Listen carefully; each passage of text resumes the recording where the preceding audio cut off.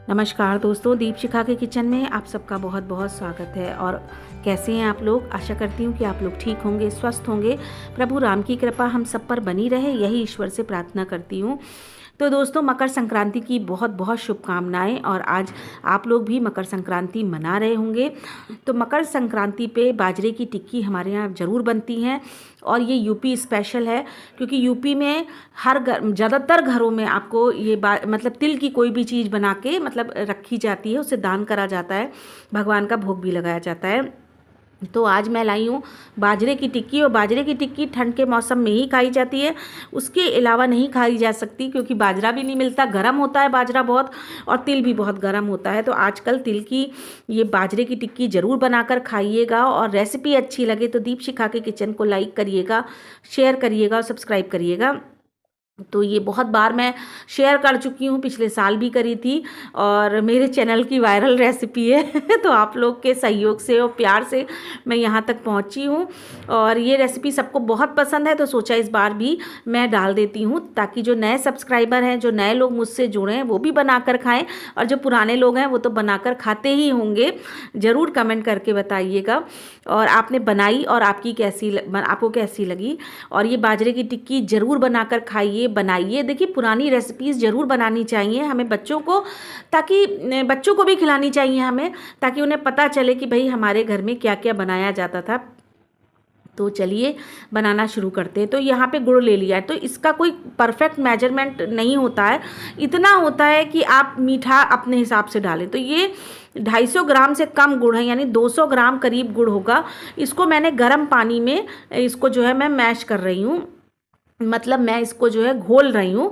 गर्म पानी है। अच्छा, इसे आग में बहुत तपाना पकाना कुछ ऐसा नहीं है, बस मेल्ट करना है।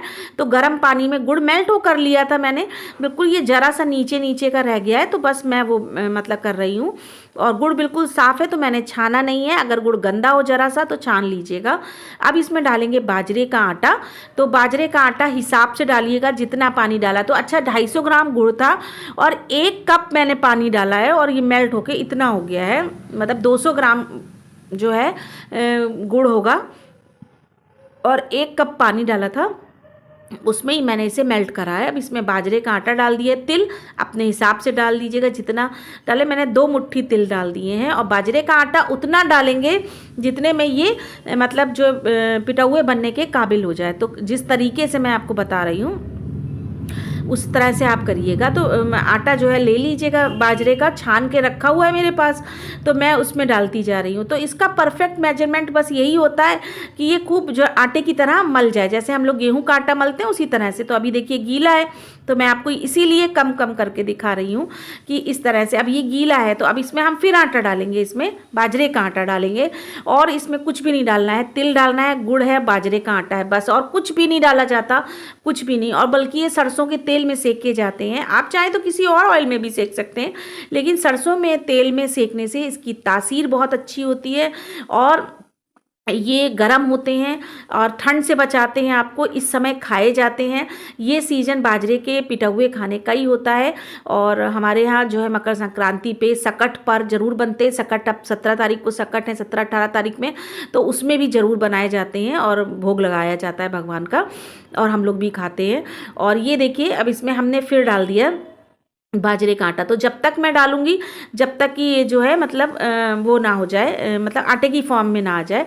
जैसे हम लोग आटा मलते हैं ना लोई, जैसे रोटी वोटी का, वैसा हो जाना चाहिए। तो थोड़ा गाढ़ा होना चाहिए, कहने का मतलब सिर्फ इतना है।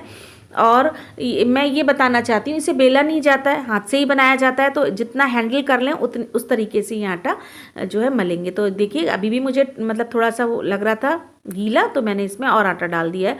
अच्छा, इसमें मैं ये बताना चाहती हूँ, मीठा अपने हिसाब से रख सकते हैं, जितना मीठा आपको पसंद हो।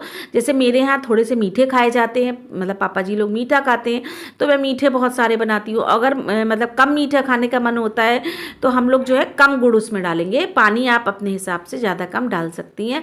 गुड़ जैसे कम डाल लीजिए, 100 ग्राम गुड़ में बना लीजिए, 200 ग्राम गुड़ में बना लीजिए। ज़्यादा मीठा चाहिए तेज़, तो 250 ग्राम गुड़ में बना लीजिए। बहुत सारे बनाने हैं, 1 किलो का मेजरमेंट है, तो 1 किलो अगर आपने गुड़ लिया है तो 250 ग्राम उसमें पानी डालिएगा, मतलब जिस तरह से, तो जैसा भी मतलब। और आटा पड़ जाएगा आधा किलो से ऊपर।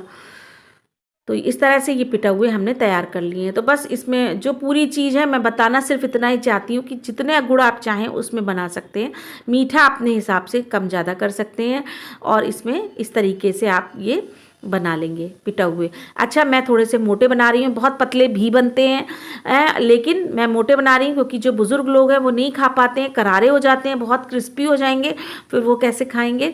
तो इस वजह से मैं थोड़े से मोटे बना रही हूँ। आप चाहें तो पतले पतले से भी बना सकते हैं, इसी तरह हाथ से पतले पतले से बनाए जा सकते हैं। बिल्कुल चिपकेंगे नहीं, बिल्कुल लगेंगे नहीं, आप आराम से बना लेंगे। और अगर इससे भी ना बने तो आप पन्नी में रखकर बेल सकते हैं, तो वो भी बेल जाएंगे। लेकिन मैं ऐसे ही बनाती हूँ, तो जैसे बनाती हूँ वैसे ही आपके संग शेयर कर दिया है। आसान रेसिपी है, ज़रूर बनाइएगा और घर में बना के रखा करिए और अपने बच्चों को ज़रूर खिलाइए। तो ये पुरानी जो रेसिपीज़ है ना, विलुप्त होती जा रही हैं, बच्चे खाना ही नहीं चाहते क्योंकि हम बनाते ही नहीं हैं। तो जब बनाएंगे तो बच्चों को खिलाएंगे तो उन्हें भी पता चलेगा कि हाँ, हमारे यहाँ क्या क्या बना करता था। और ये बहुत पुरानी रेसिपी है और हमारे यूपी में तो खैर बनती है आज भी। तो सरसों का तेल बहुत अच्छे से गर्म कर लिया है, उसमें ही हम पिटे हुए डालेंगे। आँच को मैंने मीडियम रखा है, इस चीज़ का ध्यान रखिए, मीडियम आँच में ही सेकिएगा। तेज़ आँच में सेकेंगे तो ऊपर से सिक जाएंगे, अंदर से ये जो है वो नहीं सिकेंगे। तो इस चीज़ का ज़रूर ध्यान रखिएगा। तो धीमी आंच पे हमने इसको सेक लिया है।